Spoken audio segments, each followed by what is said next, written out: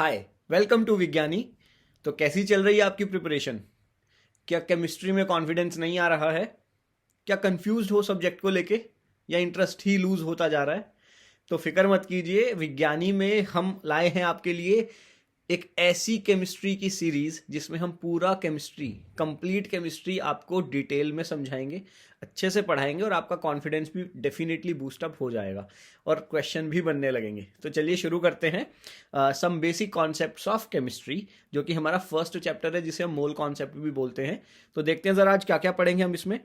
तो देखो, आज हम इसमें पढ़ने वाले हैं मैटर के बारे में, मैटर की क्लासिफिकेशन के बारे में, लॉज ऑफ केमिकल कॉम्बिनेशन के बारे में। फिर हम थोड़ा मोल पे जाएंगे और मोल के अंदर हम देखेंगे कि कैसे मोल से पार्टिकल्स फाइंड आउट कर सकते हैं या पार्टिकल से मोल्स फाइंड आउट कर सकते हैं। तो चलिए शुरू करते हैं पहले टॉपिक के साथ, जो कि है मैटर। तो मैटर क्या होता है? देखो, बहुत ही बेसिक सी बात है कि मैटर कोई भी ऐसी चीज है जिसका क्या होगा, मास होगा, ठीक है, और जो स्पेस ऑक्यूपाई करेगा, ठीक है। तो मैटर क्या हुआ जी? Matter is anything that has mass and occupies space. उसका मास भी होना चाहिए और वो स्पेस भी ऑक्यूपाई करे। फॉर एग्जाम्पल, ये पेंसिल क्या है? ये एक मैटर है। क्यों? क्योंकि इसका कुछ मास भी है और ये कुछ स्पेस भी ऑक्यूपाई कर रही है, ठीक है जी। तो बिल्कुल बेसिक सी बात थी। तो आगे बढ़ते हैं। यस, अब देखेंगे हम क्लासिफिकेशन ऑफ मैटर। तो क्लासिफिकेशन ऑफ मैटर में देखो, जब मैटर को क्लासीफाई करते हैं हम लोग, तो हम जनरली दो चीजों में क्लासीफाई करते हैं। एक तो होता है प्योर मैटर और एक होता है इम्प्योर मैटर। अब बात आती है कि प्योर और इम्प्योर क्या है। तो देखो, प्योर मैटर हिंदी में बोलें तो शुद्ध मैटर, यानी इसमें कोई मिलावट नहीं है, कोई और चीज मिक्स नहीं है, है ना। तो ये प्योर मैटर होता है दो टाइप का हमारे पास। पहला टाइप है एलिमेंट एंड दूसरा टाइप है हमारे पास कंपाउंड। एलिमेंट एंड कंपाउंड, ठीक है जी। अब देखो, पहले इसी को समझ लेते हैं कि एलिमेंट क्या होता है। तो देखो, जब एक ही टाइप के एटम्स एक साथ प्रेजेंट हों तो उसे एलिमेंट बोलते हैं, यानी a collection of atoms of same type is called as element. Clear? अब यहां पे हमने क्या बोला कि एक कलेक्शन है एटम्स ऑफ सेम टाइप का। तो याद रखना है, जैसे ऑक्सीजन के कई सारे एटम एक साथ आ गए तो हम उसे क्या बोलेंगे? Oxygen element. सिमिलरली नाइट्रोजन के बहुत सारे एटम्स एक साथ आ गए तो क्या बोल देंगे? नाइट्रोजन एलिमेंट, ठीक है। अच्छा, एक क्वेश्चन है यहाँ पे, बताओ O2 एलिमेंट है या नहीं है? तो याद रखना है O2 भी एक एलिमेंट है, लेकिन डिफरेंस क्या है यहाँ पे? डिफरेंस क्या है कि यहाँ पे हमारे पास ऑक्सीजन के एटम्स थे और यहाँ पे हमारे पास क्या है? ऑक्सीजन के मॉलिक्यूल्स हैं, ठीक है जी।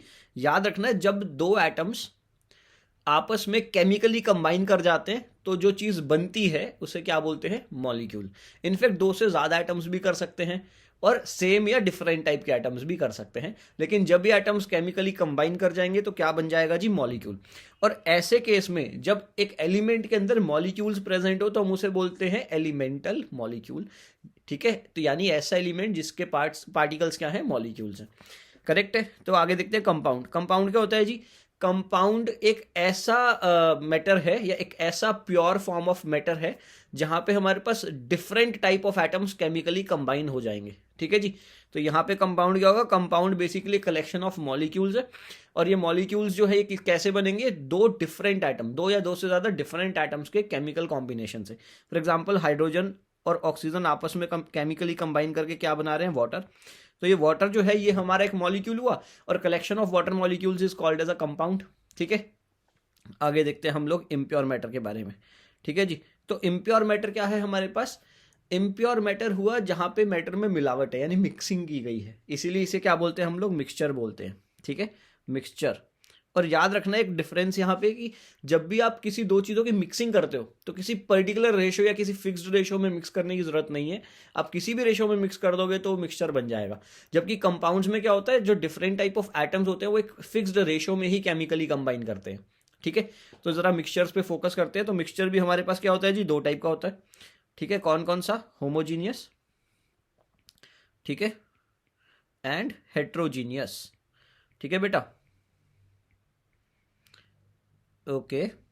Homogeneous and heterogeneous.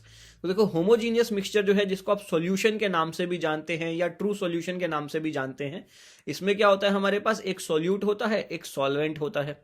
तो जब इस सॉल्यूट को हम सॉल्वेंट में ऐड करते हैं तो हमें ओवरऑल एक ही फेज विजिबल होता है, जो कि जनरली सॉल्वेंट का होता है।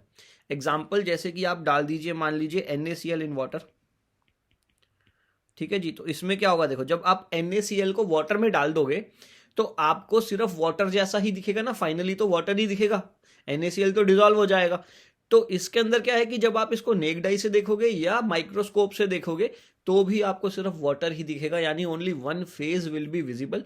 तो ऐसे सॉल्यूशंस को हम बोलते हैं ट्रू सॉल्यूशंस या होमोजीनियस मिक्सचर्स, ठीक है। अच्छा, एक चीज याद रखनी है, एक्चुअली ये जो होमोजीनियस मिक्सचर है या ट्रू सॉल्यूशंस हैं, ये डिफाइन होते हैं based on the size of the solute. Solute particle यदि एक सर्टेन रेंज ऑफ साइज के अंदर है, यानी सॉल्यूट पार्टिकल का साइज यदि एक पर्टिकुलर रेंज में आ रहा है, ठीक है, तो हम उसे क्या बोलते हैं, ट्रू सॉल्यूशन। और ये रेंज आपको फाइंड आउट करके बतानी है, आप कमेंट बॉक्स में लिखिएगा, ठीक है। अब बात करते हैं हेट्रोजीनियस सॉल्यूशन की। तो देखो हेट्रोजीनियस सॉल्यूशन का मतलब यहाँ पे एक से ज्यादा फेजेस विजिबल होंगे, ठीक है। तो अब यहाँ पे ये हेट्रोजीनियस सॉल्यूशन जो है ये दो टाइप के हो सकते हैं। पहला टाइप जो है जिसे हम बोलते हैं कॉलॉइड, ठीक है। इसमें क्या होता है जी, नेक्ड आई से तो आपको एक ही फेज दिखेगा, लेकिन जब आप उसे हाई रिजॉल्विंग पावर के इंस्ट्रूमेंट्स के अंदर देखोगे यानी माइक्रोस्कोप से देखोगे, तब आपको क्या दिखेगा जी, तब आपको बाकी के फेजेस भी दिखेंगे। जैसे कि आप ले लीजिए एग्जांपल में ब्लड में क्या होगा, देखने पे सिर्फ रेड रेड दिखेगा, लेकिन माइक्रोस्कोप से देखोगे तो क्या दिखेंगे, red blood cells, white blood cells, ठीक है। तो ये हुआ कॉलॉइड्स, जो कि देखने में लगते हैं, यानी they appear to be homogeneous through naked eyes, but when viewed under microscope they are actually heterogeneous, ठीक। दूसरा होता है सस्पेंशन। अब सस्पेंशन क्या होता है भैया, देखो सस्पेंशन एक ऐसा हेट्रोजीनियस मिक्सचर है जहां पे दो फेजेस आपको नेक्ड आई से ही क्लियरली विजिबल होंगे, दो या दो से ज्यादा जितने भी डाले हैं वो सब नेक्ड आई से ही क्लियरली विजिबल होंगे। For example sand in water, आप जैसे ही सैंड को वाटर में डालोगे आपको सैंड भी अलग से दिखेगी, वाटर भी अलग से दिखेगा, ठीक है। तो ये था हमारे पास क्लासिफिकेशन। आगे बढ़ते हैं, तो देखो आगे चलेंगे हम लोग नेक्स्ट टॉपिक पे, लॉज ऑफ केमिकल कॉम्बिनेशन। तो देखिए यहाँ पे आपने देखा है कि 6 साइंटिस्ट की फोटोज है यहाँ पे, है ना। तो ये वो साइंटिस्ट है जिन्होंने लॉज दिए केमिकल कॉम्बिनेशन के, ठीक है। तो 6 लॉज हैं टोटल, और इन 6 लॉज के बेस पे ही हम डिफाइन करते हैं, हम एक्सप्लेन करते हैं कि कैसे केमिकल कॉम्बिनेशन से क्या बनेगा, ठीक है। ये सब चीजें हम ऐसे डिफाइन करते हैं। और यहाँ पे आप देखिए कौन कौन से लॉज हैं, law of conservation of mass, then law of reciprocal proportion, law of constant proportion, then multiple proportion, Gay Lussac's law and Avogadro's law. और किस ईयर में आए थे वो भी यहाँ पे मेंशन्ड है। और याद रखना है इस पर्टिकुलर स्लाइड से, इस पर्टिकुलर पार्ट से क्वेश्चन सिर्फ किस किस टाइप के आ सकते हैं, ठीक है। या तो क्या पूछेगा, ये वाला लॉ किसने दिया, या पूछेगा इस पर्टिकुलर साइंटिस्ट ने कौन सा लॉ दिया, ठीक है। या फिर क्या पूछ लेगा, या फिर ये पूछेगा टोटल कितने लॉज हैं जिससे हम केमिकल जो है कॉम्बिनेशन को डिफाइन कर सकते हैं, ठीक है। तो इस टाइप के कुछ बेसिक क्वेश्चन, या ये पूछ लेगा कि कौन से ईयर में ये वाला लॉ दिया गया था, ओके। तो इस टाइप के क्वेश्चन ही इस पे बनते हैं। और इन साइंटिस्ट के नाम मैंने यहाँ पे नहीं लिखे हैं, देखो, और मैंने बताए भी नहीं है, क्योंकि ये आपका एक होमवर्क है, आपको फाइंड आउट करना है और आपको कमेंट में नीचे बताना है मुझे कि कौन सा लॉ किस साइंटिस्ट ने दिया था, ठीक है। तो आगे बढ़ते हैं जरा। यस, तो हम पहला लॉ पढ़ते हैं हमारा, which is law of conservation of मास। तो देखो बहुत ही इंटरेस्टिंग एंड बहुत ही सिंपल सा लॉ है ये, लॉ ऑफ कंजर्वेशन ऑफ मास।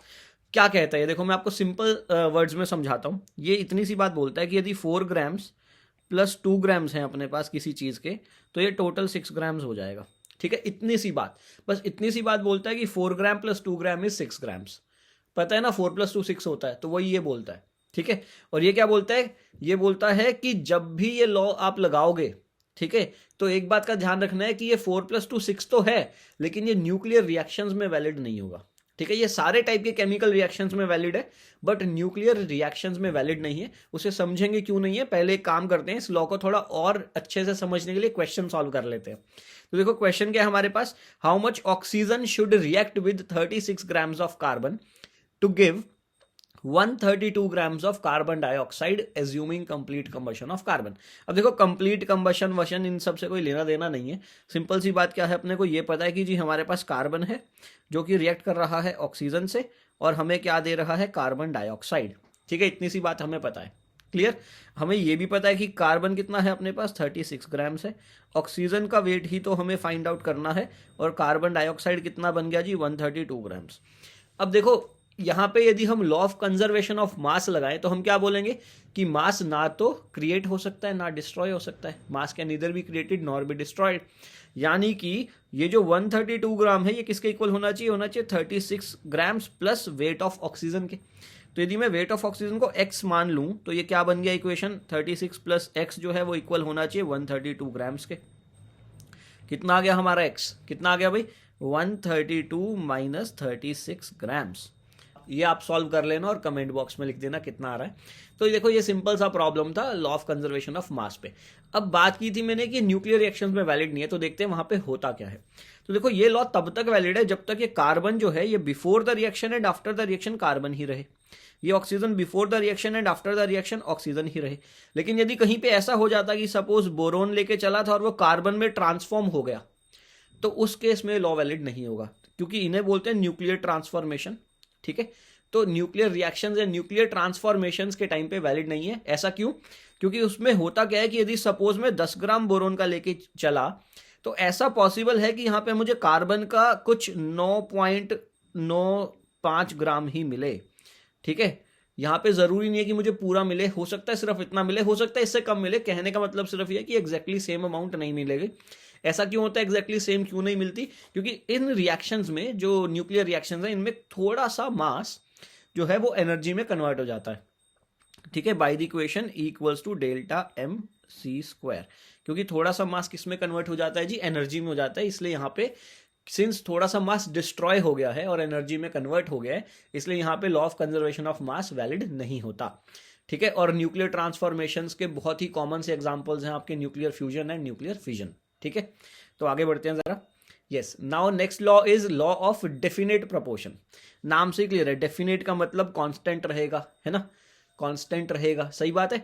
तो डेफिनेट प्रोपोर्शन क्या कहते हैं, देखो बहुत ही सिंपल सी स्टेटमेंट है इस लॉ की। ये बोलता है कि सपोज मेरे पास दो एटम्स थे, लेट अस अज्यूम हाइड्रोजन था और ऑक्सीजन था। ठीक है, बोलता है इन दो से मिला के मैंने वाटर बनाया। ठीक है, और ये वाटर बनाने के लिए मैंने अलग अलग प्रोसेसेस यूज किए। ठीक है, तो आप सिंपल से ऐसा समझो कि मैंने क्या करा, कोई एक प्रोसेस ए था जिससे मैंने वाटर बनाया। ये प्रोसेस ए क्या हो सकता है, ये हो सकता है कि मैंने किसी को रुला दिया, मैंने किसी को चांटा मारा या किसी की पिटाई कर दी तो वो रोने लगा। ठीक है, और रोने से क्या हुआ, पानी बनने लगा, उसकी आंखों से पानी आने लगा। ठीक है, तो ये जस्ट एक एग्जाम्पल है। ठीक है, तो सपोज मैंने प्रोसेस ए से वाटर बनाया और मैंने किसी दूसरे प्रोसेस से भी वाटर बनाया। लेट अस अज्यूम दूसरा प्रोसेस था एसिड प्लस बेस का न्यूट्रलाइजेशन रिएक्शन। ठीक है, तो ये लॉ क्या कहता है कि चाहे तुम किसी भी प्रोसेस से ये एक सिंगल कंपाउंड या ये एक पर्टिकुलर कंपाउंड बना लो, किसी भी प्रोसेस से वाटर या ये पर्टिकुलर कंपाउंड बना लो, लेकिन जैसे ही ये बनेगा और तुम इसके अंदर जो एलिमेंट्स इन्वॉल्व हैं उनके वेट का रेशो लोगे तो वो हमेशा कांस्टेंट आएगा। चाहे किसी भी प्रोसेस से बना लो वो हमेशा सेम आएगा। जैसे यहाँ पे देखो वाटर को जब मैं प्रोसेस ए से बनाऊंगा तो वाटर क्या बनेगा, H2O बनेगा। इसमें देखो दो हाइड्रोजन एटम्स हैं और एक हाइड्रोजन एटम का वेट कितना होता है 1U, तो दो का वेट कितना हो गया जी अपने पास 2U, और एक ऑक्सीजन एटम में इसका वेट हो गया 16U। तो यहां से हमारे पास रेशो कितना आ गया इनके वेट का 1:8। तो इस लॉ ने ये बोला कि जब तुम वाटर को किसी भी प्रोसेस से बनाओगे या किसी भी मॉलिक्यूल को किसी भी प्रोसेस से बनाओगे, जब भी वो मॉलिक्यूल बनेगा तो उसमें इंडिविजुअल एटम्स एक पर्टिकुलर फिक्स्ड रेशो में ही कंबाइन हो रहे होंगे बाय मास। ठीक है, जैसे यहां पे देखो मास का रेशो 1:8। अब वाटर को कैसे मर्जी बना लो, हमेशा हाइड्रोजन और ऑक्सीजन के वेट का रेशो उसमें क्या रहेगा 1:8। ठीक है, तो इतना सा था हमारे पास लॉ ऑफ डेफिनेट प्रोपोर्शन। और अच्छे से समझने के लिए क्वेश्चन सॉल्व कर लेते हैं। तो क्वेश्चन क्या है हमारे पास, a sample of CaCO3 has following percentage composition. ठीक है, कितना दिया हुआ है। अब मैं ऐसा मान के चलता हूं यहां पे कि मेरे पास CaCO3 का सैंपल जो है वो दो अलग अलग प्रोसेसेस से आ रहा है। ठीक है ना, तो या ऐसा मान लो दो अलग अलग दुकानें हैं जो अलग अलग प्रोसेस फॉलो कर रही है CaCO3 बनाने का। तो पहली दुकान है A। ठीक है, इससे मैं कैल्शियम कार्बोनेट लेके आया और इसके अंदर मुझे क्या पता चला कि कैल्शियम है जी 40%। ठीक है, कार्बन है जी 12%, ऑक्सीजन कितनी है जी 48%। ठीक है जी, ये मुझे पता चला यहां से। उसके बाद क्या बोलता है, if the law of constant proportion is true then weight of calcium in 4 gram of a sample of calcium carbonate obtained from another source will be. देखो यहां पे क्या बोल रहा है अभी कि दोबारा से कैल्शियम कार्बोनेट लिया, लेकिन इस बार बी वाली दुकान से लिया। ठीक है, जिसका प्रोसेस ऑफ मैन्युफैक्चरिंग शायद अलग था, या हम मान के चल लेते हैं अलग है। और ये बोलता है कि यहाँ पे लॉ ऑफ कांस्टेंट प्रोपोर्शन सही है, वैलिड है। उसने पहले ही बता दिया क्वेश्चन में कि वैलिड है। अब हमें पता है law of constant proportion valid है तो चाहे किसी भी प्रोसेस से बना लो, जितना परसेंट हर एटम का फर्स्ट वाले केस में होगा उतना ही सेकंड वाले केस में होगा। सही बात है कि नहीं, क्योंकि इनके वेट का रेशो तो सेम आएगा। तो हमने क्या बोला, कैल्शियम का जितना परसेंट वेट, टोटल वेट में कैल्शियम का जितना परसेंट था वही यहाँ पे भी रहेगा। कार्बन जितना परसेंट सैंपल ए में था उतना ही सैंपल बी में भी रहेगा। ऑक्सीजन जितना परसेंट सैंपल ए में था उतना ही बी में भी रहेगा। तो हम ये बोल सकते हैं ना कि यहाँ पे कैल्शियम जो है वो कितना रहेगा, 40% ही रहेगा, क्योंकि law of constant proportion valid है। करेक्ट। और हमने टोटल इसका कितना अमाउंट लिया था जी, 4 ग्राम। तो यानी कैल्शियम कितना हुआ, तो कैल्शियम हुआ 4 ग्राम का 40%, तो 4 ग्राम इंटू 40/100। तो देखो जरा कितना आ गया, ये आ गया 1.6 ग्राम्स। तो ये हमारा आंसर आ गया, है ना, बेसिक सा। तो आगे बढ़ते हैं, चलिए नेक्स्ट लॉ पे। यस, नेक्स्ट लॉ है हमारा लॉ ऑफ मल्टीपल प्रपोर्शन। देखते हैं जरा, इसको समझते हैं, बहुत बेसिक सा लॉ है। तो देखो लॉ ऑफ मल्टीपल प्रपोर्शन क्या कहता है कि ये बोलता है जब भी दो atoms, let us assume again हमारे पास हाइड्रोजन एंड ऑक्सीजन है, जब भी ये कंबाइन करेंगे और क्या करेंगे, एक से ज्यादा कंपाउंड्स बनाएंगे, जैसे सपोज यहाँ पे इसने H2O भी बनाया और H2O2 भी बनाया, ठीक है, दो कंपाउंड्स बना दिए हमने, दो से ज्यादा भी बना सकते हैं। तो उसने बोला यदि इन दो कंपाउंड्स में किसी एक एटम के वेट को हम फिक्स कर दें, ठीक है, तो जैसा ऐसा समझते हैं कि सपोज यहाँ पे कितना है हाइड्रोजन, 2 एटम्स है ना, तो 2U हो गया वेट, और ऑक्सीजन के कितने, 1 एटम है तो 16U हो गया। यहाँ पे कितने हाइड्रोजन के 2 एटम्स हैं H2O2 में, तो यहाँ पे कितना हो गया जी, वेट हो गया 2U, और ऑक्सीजन का 2 एटम्स हैं तो कितना हो गया 32U बराबर। तो इसमें देखो एक एटम का वेट दोनों में सेम है ना, एक एटम का वेट दोनों में सेम है, तो इसने यही बोला कि जब भी दो एटम्स कंबाइन करके दो या दो से ज्यादा कंपाउंड्स बनाएंगे तो उनमें यदि किसी एक एटम का वेट हम फिक्स कर दें, ठीक, और दूसरे के वेट का रेशो ले, तो हमने क्या किया यहाँ पे, अब जो ऑक्सीजन है किसमें, H2O में, ठीक है, मैं यहाँ पे लिख रहा हूँ ऑक्सीजन H2O वाला और ऑक्सीजन H2O2 वाला, इनके वेट का यदि रेशो लेंगे तो कितना आ रहा है, देखो 16/32 विच इज इक्वल्स टू 1:2। तो इसने बोला कि ये जो रेशो होगा ये एक सिंपल होल नंबर रेशो होगा, ठीक है, ये क्या होगा, ये ratio simple whole number ratio होगा। तो यही था हमारा लॉ ऑफ मल्टीपल प्रोपोर्शन। और अच्छे से समझने के लिए जरा इस क्वेश्चन को सॉल्व कर लेते हैं। तो क्वेश्चन क्या बोलता है हमें, 1 ग्राम है ऑफ एन ऑक्साइड ऑफ ए जिसमें 0.5 ग्राम ए का है। तो पहले तो एक ऑक्साइड पहले तो ये देख लेते हैं कि ए और ओ कंबाइन कर रहे हैं, ऑक्साइड बन रहा है, मतलब ए और ओ कंबाइन कर रहे हैं, और यहां से क्या बन रहा है, एक ऑक्साइड बन रहा है जिसको हमने ऐसा बोल दिया कि ये है AXOY, ठीक है। अब ये बोलता है इस वाले ऑक्साइड के अंदर ए है 0.5 ग्राम और ओ है 0.5 ग्राम, यानी दोनों 50-50% है, बराबर, दोनों क्या है 50-50% है। अब क्या बोला इसने आगे, 4 gram of another oxide of A, 4 gram of another oxide of A contained 1.6 grams of A, ठीक है। तो कोई और ऑक्साइड ले लिया हमने इन दोनों से मिला के जो बनाया था, लेट अस एज्यूम वो ऐसा था कुछ AAOB। अब इसने बोला इसका हमने कितना ले लिया जी, 4 ग्राम्स ले लिया, पहले वाले का लिया था 1 ग्राम, इसको भी मैं यहां लिख देता हूं, चलो, इसका लिया था 1 ग्राम, इसका लिया है हमने 4 ग्राम्स, ठीक है। तो बोलते हैं 4 ग्राम में से ए कितना है जी, 1.6 ग्राम्स। तो अब देखो यहाँ पे डिफरेंस क्या आ रहा है, इसे 1.6 ग्राम्स है तो डेफिनेटली ये कितना होगा, 4 ग्राम टोटल था, 1.6 ए है यदि, तो ऑक्सीजन कितना बचा, 4 - 1.6 विच इज 2.4 ग्राम्स, ठीक है जी। तो ऑक्सीजन यहाँ पे अपने पास 2.4 ग्राम्स। तो अब जरा समझते हैं कि कैसे किया जाए। अब तो देखो ना तो ए का वेट सेम है इसमें, ना ओ का वेट सेम है ना, क्योंकि ए तो हमने कितना लिया इसमें 1 ग्राम सैंपल में, ए कितना था 0.5 ग्राम्स और ओ भी कितना था 0.5 ग्राम्स। तो अब ऐसे केस में क्या करना होगा, पहले किसी एक एटम के वेट को सेम करना पड़ेगा। कैसे करेंगे समझते हैं, बेसिक यूनिटरी मेथड है। देखो कैसे करेंगे, तो हम जरा इस वाले कंपाउंड को ले लेते हैं AXOY को, क्योंकि इससे कैलकुलेशन थोड़ी सिंपल रहेगी। तो हमने क्या बोला, इस वाले केस में 0.5 ग्राम यदि ए का है तो इसके साथ 0.5 ग्राम्स ही किसका है, ओ का है ना, क्योंकि दोनों 50-50 अमाउंट में प्रेजेंट है। तो यदि मैं यहाँ पे 1.5 की जगह 1.6 ग्राम्स ले लेता ओ का, तो इसके साथ 1.6 ग्राम्स ले लेता ए का, तो इसके साथ ओ कितना होता, ओ भी कितना होता जी, 1.6 ग्राम्स ही होता, बराबर है। तो अब देखो हमने यहां से क्या करा, किसी एक एटम का वेट सेम कर दिया, कांस्टेंट कर दिया दोनों में। कैसे, यहां पे भी 1.6 ग्राम्स ले लिया ए का और यहां पे भी 1.6 ग्राम्स ले लिया ए का। और अब क्या करना है, सिर्फ ऑक्सीजन का वेट का रेशो लेना है ना। तो देखते हैं जरा, ऑक्सीजन के वेट का रेशो ले लेते हैं, कितना आएगा ये AXOY में, और ऑक्सीजन के वेट का रेशो इन AAOB में।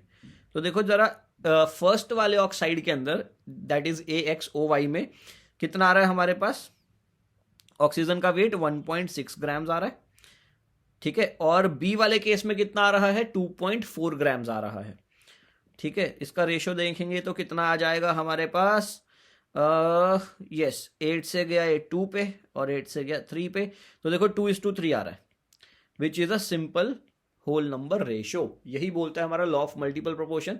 तो देखो जो क्वेश्चन पूछ रहा था कि प्रूव करो कि ये लॉ ऑफ मल्टीपल प्रोपोर्शन को होल्ड करता है या नहीं, तो वो हमने प्रूव कर दिया कि yes it is obeying the law of multiple proportion. तो ऐसे ही बेसिक क्वेश्चंस आते हैं। आगे बढ़ते हैं, चलिए तो नेक्स्ट देखते हैं हम लोग। यस, नेक्स्ट है हमारा लॉ ऑफ रेसिप्रोकल प्रोपोर्शन।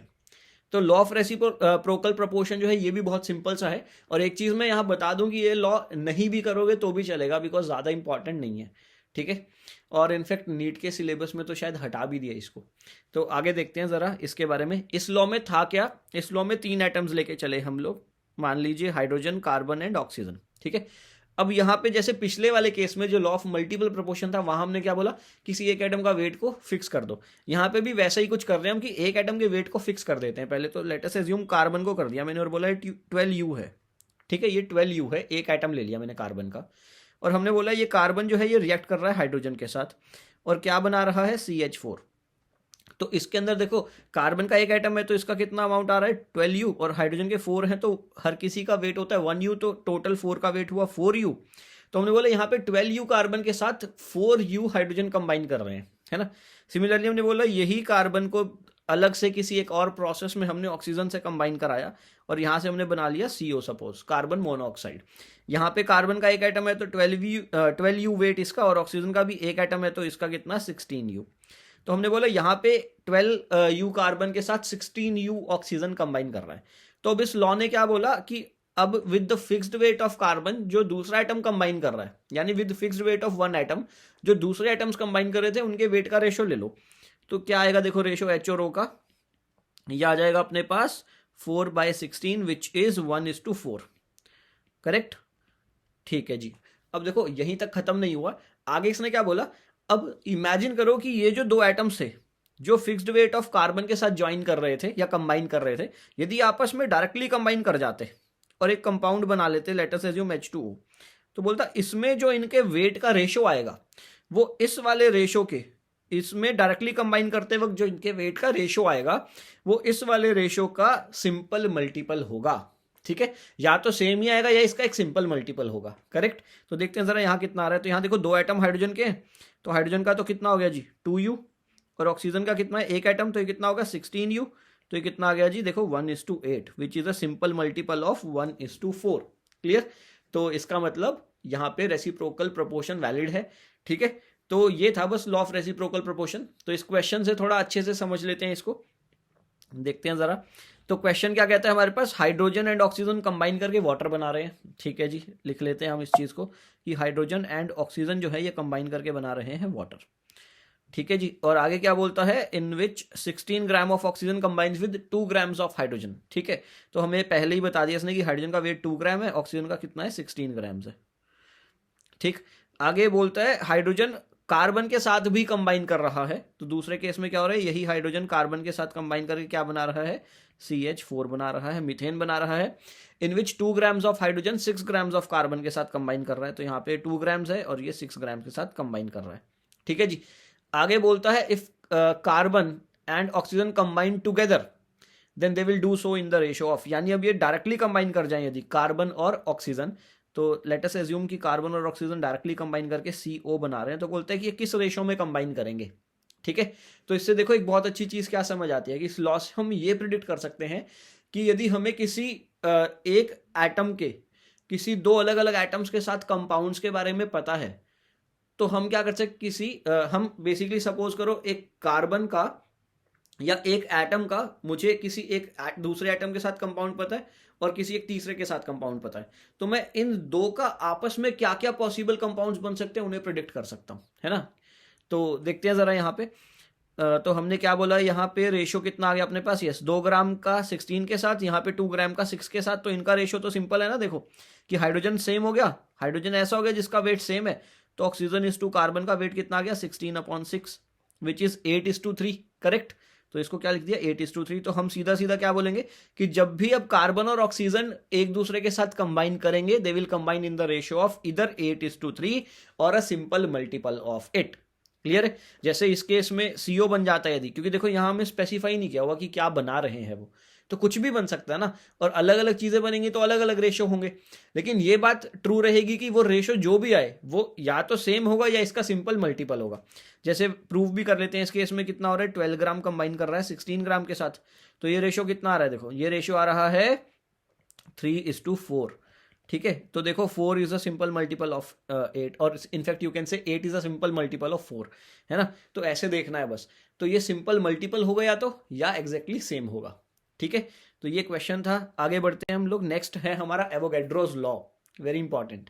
तो देखो इस लॉ ने पहली बार क्या बोला, इस लॉ ने पहली बात तो ये गैसेस के लिए एप्लीकेबल है, ये पहला ऐसा लॉ है जो सिर्फ और सिर्फ गैसेस पे एप्लीकेबल है। इस लॉ ने क्या बोला कि जब भी हम गैस को, दो अलग अलग गैसेस हैं, सपोज ये कंटेनर है, क्लोज्ड कंटेनर है जिसमें सपोज हीलियम गैस है, और एक और मैंने क्लोज कंटेनर लिया जिसमें ले लिया सपोज नाइट्रोजन गैस। अब हमने क्या बोला, इन दोनों कंटेनर्स का वॉल्यूम सेम है, लेट अस से वॉल्यूम है V, और ये दोनों ही container same conditions of pressure and temperature पे प्रेजेंट है। तो इसने क्या बोला, when two containers of equal volume are present at same conditions of temperature and pressure, तो इन कंटेनर्स में जो ये हीलियम और नाइट्रोजन गैस है, बोला इनके मॉलिक्यूल्स बराबर होंगे, यानी two containers of equal volume at same pressure and temperature will have equal number of molecules. ठीक है, irrespective of the type of gas. ठीक है, उसमें मॉलिक्यूल्स बराबर होंगे, यानी अब ये चाहे हीलियम हो, नाइट्रोजन हो, या कोई और गैस हो, यदि प्रेशर सेम है, टेम्परेचर सेम है, वॉल्यूम सेम है, तो उनमें नंबर ऑफ मॉलिक्यूल्स सेम होंगे। ये बात इसने बोली थी। ठीक है, अब याद रखना है मॉलिक्यूल सेम होंगे, एटम सेम नहीं होंगे। ऐसा क्यों, जरा समझते हैं। सपोज मैंने बोला इस पर्टिकुलर कंटेनर में जिसमें हीलियम है, इसमें लेट अस अज्यूम 10 मॉलिक्यूल थे हीलियम के, और दूसरे वाले में भी, क्योंकि एवोगैड्रोस लॉ ने क्या बोला, pressure same, temperature same, volume same, तो मॉलिक्यूल्स क्या होंगे, सेम। तो हमने बोला N2 वाले के अंदर कितने थे, इसमें भी डेफिनेटली 10 ही होंगे। लेकिन यदि एटम्स निकालें तो हमें पता है ये हीलियम जो है ये तो एटॉमिक फॉर्म में ही है, तो इसमें तो 10 एटम्स ही होंगे बेसिकली, है ना? और नाइट्रोजन जो है वो एक मॉलिक्यूल फॉर्म में, और हर एक मॉलिक्यूल में 2 एटम्स हैं, तो इसमें यदि 10 मॉलिक्यूल्स हैं तो एटम्स कितने हुए, 10 × 2, तो ये हो गए 20। अच्छा, यहाँ पे एक इंपॉर्टेंट बात बता दूं, ये जो नंबर होता है ना, जैसे n के नीचे 2 लिखा हुआ है सबस्क्रिप्ट में, है ना, तो बेसिकली किसी भी एक मॉलिक्यूल में कितने नंबर ऑफ एटम्स प्रेजेंट हैं, ठीक है, कितने नंबर ऑफ एटम्स प्रेजेंट हैं, उसे एटॉमिसिटी बोलते हैं। और याद रखना ये जनरली वैलिड है जब हमारे पास ऐसे मॉलिक्यूल्स हो जो सेम टाइप के एटम्स के कॉम्बिनेशन से बने हैं। जैसे कि N2 के अंदर एटॉमिसिटी कितनी है, 2 है, क्योंकि ये 2 एटम से मिलकर बना है। सिमिलरली O3 में एटॉमिसिटी कितनी है, 3 है, क्योंकि 3 एटम्स ऑफ ऑक्सीजन से मिलकर बना है। सिमिलरली P4 में एटॉमिसिटी कितनी है, 4 है। ठीक है, तो हमने क्या बोला यहाँ पे कि नंबर ऑफ मॉलिक्यूल्स जो है उसको एटॉमिसिटी से मल्टीप्लाई कर दो। ठीक है, या ऐसा बोल दो number of molecules into atoms in one molecule से मल्टीप्लाई कर दो। तो देखो यहाँ पे एटम्स 20 हैं बट मॉलिक्यूल्स 10 ही है। तो याद रखना है ये लॉ वैलिड था in terms of molecules, not in terms of atoms. यानी equal volume of gases at same condition of temperature and pressure will have same number of molecules but not atoms. ठीक है, तो जरा आगे पढ़ते हैं, question solve करते हैं और अच्छे से समझ आएगा। क्वेश्चन बोलते हैं equal volume of different gases at definite temperature and pressure will have equal atoms, नहीं, इक्वल मास। इसको समझते हैं। देखो हमें पता है हीलियम के एक एटम का मास कितना होता है जी, 4u। नाइट्रोजन का कितना होता है जी, 14u। ठीक है, तो अब यदि नंबर ऑफ एटम्स इसमें 10 हैं, हीलियम में 10 हैं, अभी हमने फाइंड किए थे, तो टोटल मास कितना हुआ, 10 × 4u दैट इज 40u। और नाइट्रोजन में कितने 20 एटम्स हैं, करेक्ट है ना। और यहाँ पे एक का मास कितना है 14, तो टोटल मास कितना हुआ 20 × 14u। और हमें पता है ना कि 10 × 4u is definitely not equals to 14 into 20u, definitely not equals, yes। इसका मतलब ये भी गलत हुआ, इक्वल मास तो नहीं होगा जी। आगे बोलता है इक्वल डेंसिटीज। अब डेंसिटी क्या होता है जी, डेंसिटी होता है मास अपॉन वॉल्यूम। यदि मास ही डिफरेंट है और वॉल्यूम तो सेम लेके चले थे हम कंटेनर का, तो इसका मतलब डेंसिटीज भी सेम नहीं हो सकती, तो ये भी नहीं होगा। लास्ट क्या बचा, इक्वल मॉलिक्यूल्स, डेफिनेटली यही होगा। ठीक है, तो डी इज द आंसर। आगे बढ़ते हैं। यस, नेक्स्ट लॉ है हमारा गेल-लुसेक्स लॉ। और याद रखना है गेल-लुसेक्स लॉ हमें दिया गया था गैसियस वॉल्यूम्स के रिगार्डिंग। ठीक है, इस लॉ को भी गैसेस के लिए दिया गया था, और ये लॉ एप्लीकेबल है जब गैसेस रिएक्ट करती हैं उस टाइम पे। ठीक है, तो याद रखना ये लॉ कब वैलिड है, जब किसी एक केस में एटलीस्ट 2 गैसेस या तो रिएक्ट कर रही हो या कोई एक गैस दूसरी गैस में कन्वर्ट हो रही हो। तो मतलब केमिकल रिएक्शन में एटलीस्ट 2 गैसियस कंपोनेंट्स होने चाहिए। ठीक है। और ये लॉ कहता क्या है, इसको समझते हैं। तो ये लॉ बोलता है कि सपोज हम इस इक्वेशन से समझते हैं फर्स्ट वाली से, ये लॉ बोलता है कि जैसे सपोज मेरे पास एक गैस थी H2 गैस, और वो रिएक्ट कर रही थी Cl2 गैस के साथ, और क्या बना रही थी, HCl गैस। ठीक है। तो ये लॉ बोलता है कि जैसे हम इन इक्वेशंस को हम कैसे रीड करते हैं कि भाई इसका one atom, not atom in fact one molecule, है ना, इसके वन मॉलिक्यूल के साथ रिएक्ट कर रहा है। ठीक है। तो हमने क्या बोला, one molecule of H2 is reacting with one molecule of Cl2, और ये क्या दे रहा है हमें, टू मॉलिक्यूल्स दे रहा है, किसके, HCl के। करेक्ट। तो ऐसा हम बोल सकते हैं। तो गैलोसेक्स ने बोला कि जो चीज हम मॉलिक्यूल के टर्म्स में बोल रहे हैं, यदि ये पूरा का पूरा रिएक्शन एक कांस्टेंट कंडीशन ऑफ प्रेशर और टेम्परेचर पे हो रहा है, तो बोला उसने कि हम ये सेम चीज वॉल्यूम टर्म्स में भी बोल सकते हैं। यानी इसने क्या बोला, at same condition of pressure and temperature gases can combine in terms of their volume also. ठीक है। तो इसने एक सिंपल सी बात क्या बोल दी कि जब प्रेशर टेम्परेचर सेम है, यानी ये रिएक्शन एक ऐसे कंटेनर में हो रहा है जहां पे प्रेशर और टेम्परेचर सेम है, तो उसने बोला कि जैसे हम ये बोलते थे कि वन मॉलिक्यूल इसके वन मॉलिक्यूल से रिएक्ट करके इसके टू मॉलिक्यूल्स दे रहा है, तो हम यहाँ पे ऐसा ना बोल के ऐसे भी बोल सकते हैं कि इसका 1 ml इसके 1 ml से रिएक्ट करके इसके 2 ml दे रहा है। या ऐसा भी बोल सकते हो इसका 1 लीटर Cl2 के 1 लीटर के साथ रिएक्ट करके HCl के 2 लीटर्स दे रहा है। तो ये था गैलोसेक्स लॉ। ठीक है। तो चलो एक एग्जांपल देख लेते हैं इसका। तो Gay Lussac's law is not valid in the chemical reaction. बहुत बेसिक सा केस है। जब भी ऐसे क्वेश्चन आएंगे ना, तो क्या देखना है, एक ऐसा रिएक्शन ढूंढना है जिसमें दो गैशियस कंपोनेंट्स ना हो, एटलीस्ट दो गैशियस कंपोनेंट्स ना हो। ठीक है। तो देखो फर्स्ट वाले में तो सारी गैसेस है, वैलिड होगा। सेकंड में भी सारे गैसेस है, वैलिड होगा। थर्ड में भी सारे गैसेस है, वैलिड होगा। फोर्थ में देखो सिर्फ एक गैशियस कंपोनेंट है। हमने क्या बोला, एटलीस्ट दो गैशियस कंपोनेंट होने चाहिए, तो इसमें वैलिड नहीं होगा। तो हमारा आंसर क्या हुआ, डी ऑप्शन। तो आगे बढ़ते हैं। अब आता है हमारे पास डाल्टन्स एटॉमिक थियरी। ठीक है। तो इस पे ज्यादा क्वेश्चन नहीं आते, लेकिन समझना जरूरी है। तो देखते हैं इसने क्या बोला। इसने बोला कि मैटर जो है उसके अंदर टाइनी पार्टिकल्स होते हैं जिन्हें हम एटम्स बोलते हैं, और वो इंडिविजिबल होते हैं, यानी उन्हें फर्दर डिवाइड नहीं कर सकते। अच्छा, अब एक इंपॉर्टेंट बात बता देता हूँ। डाल्टन ने जब ये बात बताई थी, उससे पहले तक दुनिया को नहीं पता था कि मैटर के अंदर छोटे छोटे पार्टिकल्स होते हैं। ठीक है। दुनिया ऐसा समझती थी कि मैटर में कोई पार्टिकल नहीं है, वो एक कॉन्टिन्यूस चीज़ है। ठीक है। मैटर क्या है, कॉन्टिन्यूस है। डाल्टन ने बताया कि मैटर कॉन्टिन्यूस नहीं है, उसमें टाइनी पार्टिकल्स हैं जिन्हें एटम्स बोलते हैं। ठीक है। वैसे तो एटम का एक पिक्चर यहाँ पे मैंने दिखाया हुआ है आपको, इसमें तुम्हें पार्टिकल्स दिख रहे होंगे, है ना, ये रेड कलर के, ब्लू कलर के, और इनफैक्ट कुछ पार्टिकल ऐसे हैं जो इसके अराउंड घूम रहे हैं, जो ये पर्पल कलर के आपको पैटर्न्स दिख रहे हैं ऐसे ऐसे करके। ठीक है। लेकिन याद रखना, ये बात डाल्टन ने नहीं बताई थी, ये बात बहुत बाद में जो है पता चली थी। ठीक है। तो डाल्टन के टाइम तक एटम ऐसा नहीं दिखता था। डाल्टन के टाइम तक क्या था कि एटम्स के स्ट्रक्चर के बारे में या उनके कॉम्पोजिशन के बारे में कुछ पता ही नहीं था। तो ऐसा कुछ था ही नहीं डाल्टन के टाइम तक। ठीक है। नेक्स्ट पोस्टुलेट इसने क्या बोला, इसने बोला कि जो एटम्स है किसी एक पर्टिकुलर एलिमेंट के, वो सारे सेम होंगे, उनकी प्रॉपर्टीज जैसे कि मास वगैरह सेम होगा, और डिफरेंट एलिमेंट्स में डिफरेंट मिलेंगे। बेसिक बात है ना। फिर इसने क्या बोला, जब भी कंपाउंड्स बनेंगे तो atoms of different elements will combine in a fixed ratio. ठीक है। और आगे इसने क्या बोला कि एटम्स को ना तो क्रिएट कर सकते हो ना डिस्ट्रॉय कर सकते हो केमिकल रिएक्शन में। याद करो, मैंने लॉ ऑफ कंजर्वेशन ऑफ मास में एक बात बोली थी कि एटम का ट्रांसफॉर्मेशन हो सकता है सिर्फ न्यूक्लियर रिएक्शंस में, केमिकल रिएक्शंस में नहीं होगा, है ना। तो इसने वही बात बोली है यहाँ पे कि एटम्स को क्रिएट नहीं कर सकते, डिस्ट्रॉय नहीं कर सकते इन अ केमिकल रिएक्शन। तो एक टाइप से देखा जाए तो लॉ ऑफ मास कंजर्वेशन का ये एक कॉन्क्लूजन है। लॉ ऑफ मास कंजर्वेशन से भी हमने क्या बोला था कि मास तब तक ही कंजर्व्ड है जब तक एटम्स सेम रहेंगे, यानी एटम्स जब तक ना तो क्रिएट होंगे ना डिस्ट्रॉय होंगे। करेक्ट। तो ऐसा भी समझ सकते हो। तो आगे बढ़ते हैं। अच्छा, इसमें आगे बढ़ने से पहले एक चीज बता देता हूँ। अभी तो मैंने आपको बताया कि बाद में एटम के अंदर के पार्टिकल्स का पता चला, है ना, इलेक्ट्रॉन प्रोटॉन न्यूट्रॉन का पता चला, तो बाद में ये प्रूव हुआ कि एटम इंडिविजिबल नहीं है, डिवाइड हो सकता है। इसलिए ये वाला पोस्टुलेट बाद में रॉन्ग हो गया था। अच्छा, दूसरी बात इसने बोली कि एक एलिमेंट के अंदर सारे एटम्स जो है वो आइडेंटिकल होंगे, है ना। ये बात भी रॉन्ग प्रूव हो गई थी आइसोटॉप्स की डिस्कवरी के बाद, क्योंकि हमें पता है ना कि एक हाइड्रोजन एलिमेंट है सपोज, तो उसके अंदर एटम्स प्रोटियम टाइप के भी हो सकते हैं, ड्यूटेरियम टाइप के भी हो सकते हैं, और ट्रीटियम टाइप के भी हो सकते हैं, जिनको हम क्या बोलते हैं, आइसोटॉप्स ऑफ हाइड्रोजन। तो याद रखना है कि आइसोटॉप्स की डिस्कवरी के बाद ये सेकंड पॉइंट भी रॉन्ग हो गया था। ठीक है। आगे बढ़ते हैं हम लोग। यस। तो अब एक क्वेश्चन देख लेते हैं डाल्टन्स एटॉमिक थ्योरी पे। ये है विच ऑफ द फॉलोइंग में not be explained bye Dalton's atomic theory. ठीक है, तो देखते हैं फर्स्ट ऑप्शन है रीजन फॉर कंबाइनिंग एटम्स। देखो ये एक्सप्लेन नहीं हो पाया था, उसने ये जरूर बताया था कि एटम्स कंबाइन करेंगे तो कौन से करेंगे, डिफरेंट एलिमेंट्स के एटम्स कंबाइन करेंगे फिक्स्ड रेशो में, है ना। ये नहीं बताया था कि वो क्यों कंबाइन करेंगे, नीड क्या है कंबाइन करने की। तो इसलिए हमने क्या बोला, ये एक आंसर हो गया हमारा कि ये चीज एक्सप्लेन नहीं की थी इसने डाल्टन एटॉमिक थियरी ने।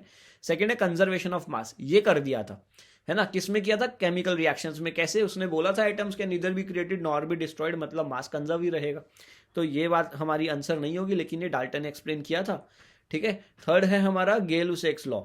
अब देखो गेल-लुसाक्स लॉ गैसियस वॉल्यूम्स के लिए था, जबकि इसने प्रेशर का रोल, टेम्परेचर का, वॉल्यूम का, ऐसा किसी रोल के बारे में कोई बात नहीं की थी। तो ये चीज भी डाल्टन्स एटॉमिक थियरी एक्सप्लेन नहीं कर पाई थी, तो सी भी हमारा आंसर होगा। आगे बोलता है इंडिविजिबल एटम, ये तो बात उसने बताई ही थी कि एटम्स इंडिविजिबल होते हैं, है ना। तो यानी कि इसका आंसर क्या हुआ हमारा, ए और सी ऑप्शन। आगे बढ़ते हैं। यस, अब आता है मोल वाला पार्ट, इंपॉर्टेंट पार्ट, है ना। तो देखो सबसे पहले एक बेसिक सी चीज समझते हैं हम लोग, इसको समझने के लिए डजन। डजन तो आपको पता होगा, आपने सुना होगा। डजन क्या होता है, किसी भी चीज की 12 क्वांटिटीज को हम डजन बोलते हैं, है ना। तो हमने क्या बोला, 12 क्वांटिटीज। ठीक है, 12 quantities of anything is 1 dozen, correct. तो सिमिलरली जैसे डजन क्या कर रहा है, इस नंबर को इंडिकेट कर रहा है, 12 क्वांटिटीज को इंडिकेट कर रहा है, वैसे ही मोल भी क्या है, एक यूनिट ऑफ नंबर है, जो कि कितनी क्वांटिटी को इंडिकेट करता है, ये करता है 6.022 इंटू 10⁻23 क्वांटिटीज ऑफ एनीथिंग। ठीक है, और याद रखना इस नंबर को हम लोग रिप्रेजेंट कैसे करते हैं, ऐसे रिप्रेजेंट करते हैं, या फिर कई बार तुम ऐसा रिप्रेजेंटेशन भी देखोगे।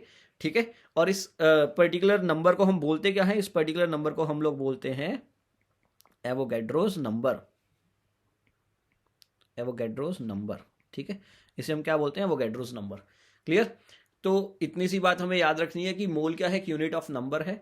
ठीक, और 1 मोल जो है वो किसके इक्वल होता है, 6.022 इंटू 10⁻23 के, और इस वैल्यू को, दैट इज 6.022 इंटू 10⁻23, इस वैल्यू को हम लोग एवोगैड्रोस नंबर बोलते हैं। ठीक है, और Na से या N0 से इंडिकेट करते हैं।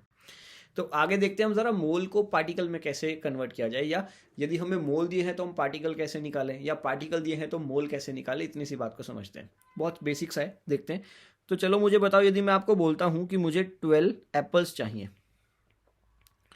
तो मैं कितने डजन एप्पल मंगा रहा हूं आपसे। डेफिनेटली 12 क्वांटिटी का मतलब 1 डजन। ठीक है, मैं 1 डजन मंगा रहा हूं। यदि मैंने बोला मुझे 3 एप्पल्स चाहिए, तो मैं आपसे कितने डजन एप्पल मंगा रहा हूं।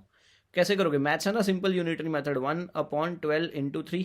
तो आपने किया क्या, आपने किया कि जितने मुझे चाहिए, ठीक है, जितने मुझे रिक्वायर्ड हैं या जितने मुझे दिए हैं, उसको डिवाइड कर दिया maximum number of quantities in 1 dozen, है ना। क्या किया मैंने, required quantity divide by maximum number of quantity in 1 dozen. तो यहां से क्या आ गया, 3/12। तो यहीं से हमारा एक जनरल फॉर्मूला बन गया। इसी टाइप का फॉर्मूला हम मोल में भी यूज करेंगे पार्टिकल्स निकालने के लिए, या पार्टिकल से मोल निकालने के लिए। तो क्या फॉर्मूला होगा, देखते हैं जरा। Mole will be equals to given number of particles, given number of particles divided by कितना, 1 मोल में जितने पार्टिकल थे वो, और उसे क्या बोलते थे हम लोग, एवोगैड्रोस नंबर। ठीक है, तो डिवाइडेड बाय एवोगैड्रोस नंबर। तो ये हमारा आ गया जी फॉर्मूला। ठीक है, इसी को यूज करेंगे। अब देखो यदि मोल निकालना है तो क्या करोगे, नंबर ऑफ पार्टिकल्स को एवोगैड्रो नंबर से डिवाइड कर दोगे। यदि पार्टिकल्स निकालने हैं तो क्या करोगे, मोल को एवोगैड्रो नंबर से मल्टीप्लाई कर दोगे। ठीक है, तो जरा इस क्वेश्चन पे अप्लाई करते हैं। ये बोलता है 6.02 into 10⁻20 molecules of urea is equals to how many moles of urea. 4 options हमारे पास दिए हैं, बट ऑप्शन की रिक्वायरमेंट नहीं है, सीधे करते हैं। तो हमें देखो जी मोल्स निकालने हैं, पार्टिकल्स कितने दिए हैं, 6.02 इंटू 10⁻20 मॉलिक्यूल्स हैं यूरिया के, divide by Avogadro number which is 6.02 into 10⁻23। तो देखो ये कैंसिल, ये कितने पे कैंसिल हुआ, ये बचा 10⁻³ जिसे हम और क्या लिख सकते हैं, 0.001 मोल। तो हमारा आंसर आ गया क्या, बिल्कुल आ गया। कौन सा है, ऑप्शन बी। ठीक है, आगे बढ़ते हैं। यस, अब आता है mole particle within a particle conversion, यानी मोल्स तुम्हें दिए हैं और उससे तुम्हें क्या निकालना है, किसी पार्टिकल के अंदर जो पार्टिकल है उसका नंबर निकालना है, या वाइस वर्सा। ठीक है, इसको समझते हैं पहले थोड़ा सा। Particle within a particle का क्या मतलब है, पहले इसे क्लियर करते हैं। जैसे फॉर एग्जांपल मेरे पास H2O है। अब H2O क्या हुआ, एक पार्टिकल हुआ। लेकिन यदि मैं बात करूं सिर्फ ऑक्सीजन की, तो ये क्या हुआ, particle within a particle हुआ। ठीक है, जैसे कि सपोज मैंने बोला मेरे पास 1 मोल H2O है। ठीक है, तो ये मेरे पास पार्टिकल कितना हुआ, 1 मोल। अब मेरे पास यदि मैं पूछ लूं कि इसमें हाइड्रोजन के कितने मोल है, तो मैं क्या पूछ रहा हूं, particle within a particle. तो हाइड्रोजन के मोल्स कितने हो गए इसमें, देखो एक मॉलिक्यूल में 2 हाइड्रोजन है, तो एक मोल मॉलिक्यूल में 2 मोल हाइड्रोजन होंगे। तो कितने हो गए जी, 2 मोल हाइड्रोजन हो गए। ठीक है, यदि मैं पूछ लूं इसके अंदर कितने मोल ऑक्सीजन है, तो कितने हो गए जी, एक मॉलिक्यूल में 1 ऑक्सीजन है, तो 1 मोल में कितना होगा, 1 मोल ऑक्सीजन हो गया। ठीक है जी, तो इतनी सी बात थी यहाँ पे। तो अब जरा इस क्वेश्चन को सॉल्व कर लेते हैं। क्वेश्चन है 6.02 into 10⁻23 molecules of H2O contains how many molecules of how many molecules as well as moles of oxygen. पहली करेक्शन इन द क्वेश्चन कि सिर्फ ऑक्सीजन पूछ रहे हो तो मॉलिक्यूल वर्ड यूज नहीं होगा, क्या यूज होगा, एटम। ठीक है जी, ओके। अब जरा फाइंड आउट करते हैं। तो हमने क्या बोला, देखो हमारे पास वाटर मॉलिक्यूल है ना, कितने हैं हमारे पास वाटर के मॉलिक्यूल, 6.02 इंटू 10⁻23। करेक्ट है, बिल्कुल सही। अब देखो यहाँ पे पूछता है कि ऑक्सीजन के कितने एटम्स होंगे इसमें।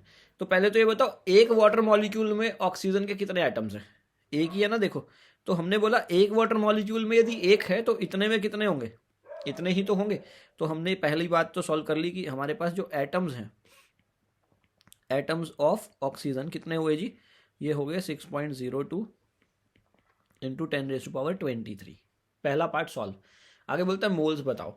अब देखो नंबर ऑफ पार्टिकल्स पता है, मोल्स निकाल लेते हैं। फॉर्मूला है सिंपल सा, कैसे निकालेंगे, mole is equals to number of particles which is 6.02 into 10⁻23 divided by Avogadro's number which is 6.02 into 10⁻23। कितना आ गया जी, 1 मोल आ गया, है ना, 1 mole of oxygen atom. Correct है। तो ये बेसिक सा क्वेश्चन था। आगे बढ़ते हैं। यस, अब हम देखते हैं मोल चार्ज कन्वर्जन।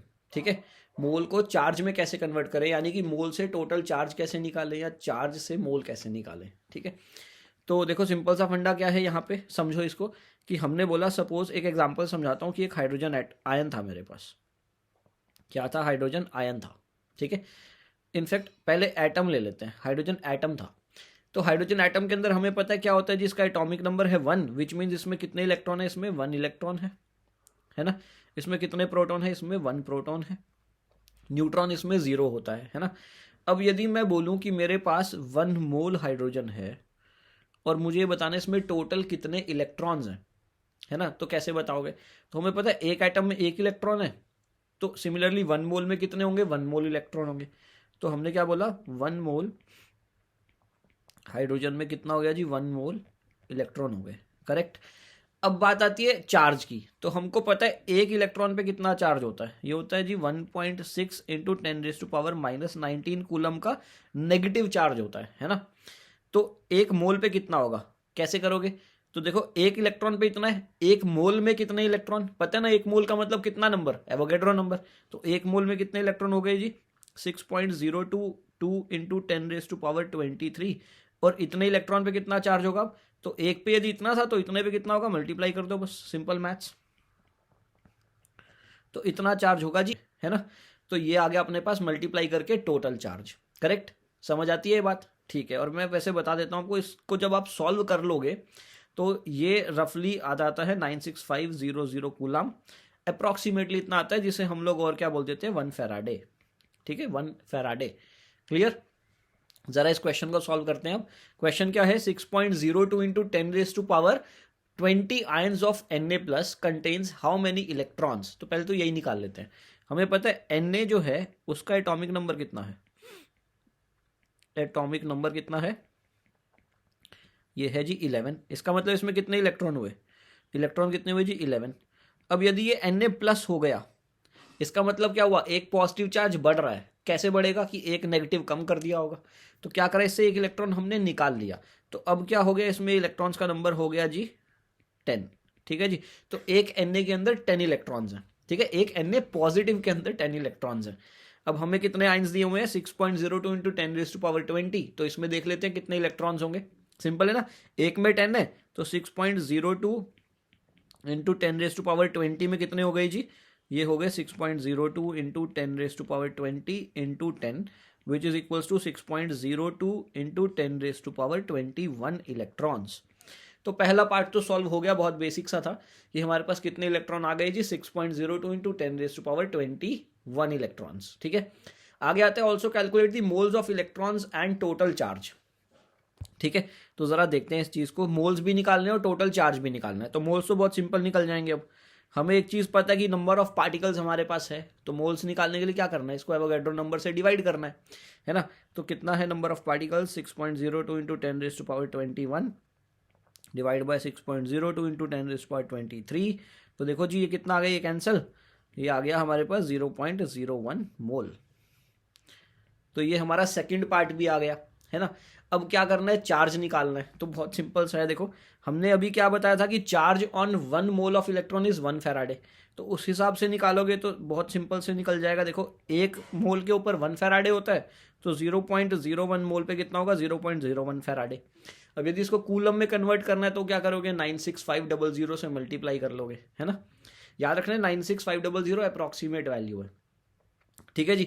और यदि तुम्हें और बिल्कुल एक्यूरेट वैल्यू निकालना है तो इस तरह से कर लोगे कि हमारे पास जितना मोल है 0.01, इससे पहले पार्टिकल्स निकालोगे जो कि कितने आएंगे? इतने आएंगे जो हम निकाल चुके हैं, और इस नंबर ऑफ पार्टिकल्स को चार्ज ऑन 1 इलेक्ट्रॉन से मल्टीप्लाई कर दोगे, उससे एग्जैक्ट वैल्यू आ जाएगी। ठीक है, तो यहाँ तक अपना ये पार्ट भी समझ गए हैं हम लोग। तो देखते हैं आगे। हाँ, तो इसी के साथ आज का लेक्चर हमारा खत्म होता है। आई होप आप ये सारे कॉन्सेप्ट्स अच्छे से समझ गए होंगे, बहुत अच्छे से ग्रास्प कर लिए होंगे। अब आपसे मुझे बस एक ही चीज़ का प्रॉमिस चाहिए कि अब आप प्रैक्टिस अच्छे से करेंगे। अच्छा, प्रैक्टिस करें कहाँ से? देखो आप किसी भी सोर्स से प्रैक्टिस करो, कोई फर्क नहीं पड़ता। अल्टीमेट एम क्या है? क्वेश्चन सॉल्व करना। उससे स्किल्स हमारी क्या होंगी? इंप्रूव होंगी, शार्पन होंगी, है ना। तो आप एलन के पैकेज से प्रैक्टिस करो, आकाश के पैकेज से प्रैक्टिस करो, किसी बुक से प्रैक्टिस करो, एनसीईआरटी से प्रैक्टिस करो, कोई ऑनलाइन टेस्ट है, सीरीज है तो उससे प्रैक्टिस करो, प्रीवियस ईयर क्वेश्चंस करो, कहीं से भी क्वेश्चन करो, बस क्वेश्चन करो। ठीक है, तो दूसरी बात आती है कि क्वेश्चन तो कर लेंगे सर, लेकिन डाउट्स आए तो उसका भी सॉल्यूशन है हमारे पास। करना क्या? देखो आपको, यदि आपको डाउट्स आते हैं तो हमारा डाउट क्लैरिफिकेशन के लिए क्या है? एक विज्ञानी लर्नर कम्युनिटी है। ठीक है, आपको कुछ नहीं करना, आप उस यदि आप उस कम्युनिटी के मेंबर हो तो आपको सिर्फ उधर वो क्वेश्चन पोस्ट करना है, हम आंसर कर देंगे। यदि आप मेंबर नहीं हो तो आपको क्या करना है? डिस्क्रिप्शन के अंदर एक फॉर्म का लिंक है, आपको वो फॉर्म भरना है एंड आपको फ्री ऑफ कॉस्ट इस कम्युनिटी का एक्सेस मिल जाएगा। जिसके बाद एक्सेस मिलते ही आप क्या कर सकते हैं? आप हमसे क्वेश्चंस पूछ सकते हैं, अपने डाउट्स क्लैरिफाई कर सकते हैं।